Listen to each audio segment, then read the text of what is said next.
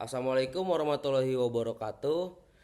Perkenalkan, nama saya Jofarul Hamanasi Tompul dengan NIM akhir 149, mahasiswa program studi ilmu hukum Universitas Muhammadiyah Malang.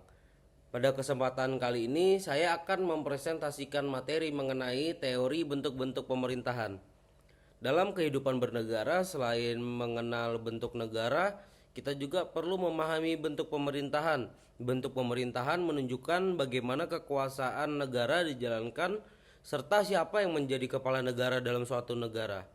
Oleh karena itu, bentuk pemerintahan menjadi salah satu pembahasan penting dalam ilmu negara karena berkaitan langsung dengan sistem penyelenggaraan negara. Meskipun sering dianggap sama, bentuk negara dan bentuk pemerintahan sebenarnya berbeda. Bentuk negara membahas susunan negara seperti negara kesatuan dan negara federasi. Sedangkan bentuk pemerintahan membahas cara negara dipimpin dan bagaimana kekuasaan dijalankan. Secara umum, bentuk pemerintahan dibedakan menjadi monarki, oligarki, dan republik. Yang pertama monarki. Monarki adalah bentuk pemerintahan yang kepala negaranya dijabat oleh seorang raja, ratu, sultan, atau kaisar yang memperoleh kedudukannya berdasarkan keturunan. Dalam sistem monarki, jabatan kepala negara biasanya diwariskan dari satu generasi ke generasi berikutnya. Monarki dibedakan menjadi 3 jenis.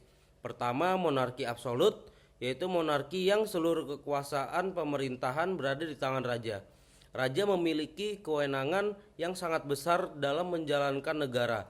Contohnya adalah Arab Saudi. Kedua, monarki konstitusional, yaitu monarki yang kekuasaan rajanya dibatasi oleh konstitusi atau undang-undang dasar. Raja tetap menjadi kepala negara, tetapi kekuasaannya tidak mutlak. Contohnya adalah Jepang. Ketiga, monarki parlementer, yaitu monarki yang pemerintahan sehari-hari dijalankan oleh kabinet yang bertanggung jawab kepada parlemen. Sedangkan raja hanya berfungsi sebagai simbol negara. Contohnya adalah Inggris.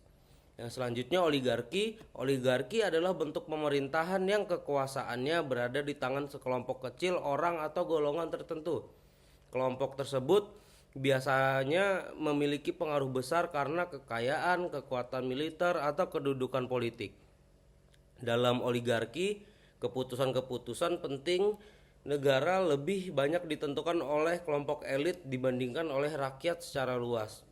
Bentuk pemerintahan ini banyak ditemukan dalam sejarah negara-negara kuno. Meskipun dalam praktik modern, unsur oligarki masih dapat ditemukan ketika kekuasaan terkonsentrasi pada kelompok tertentu. Yang selanjutnya republik. Republik adalah bentuk pemerintahan yang kepala negaranya dipilih untuk masa jabatan tertentu dan tidak berdasarkan keturunan.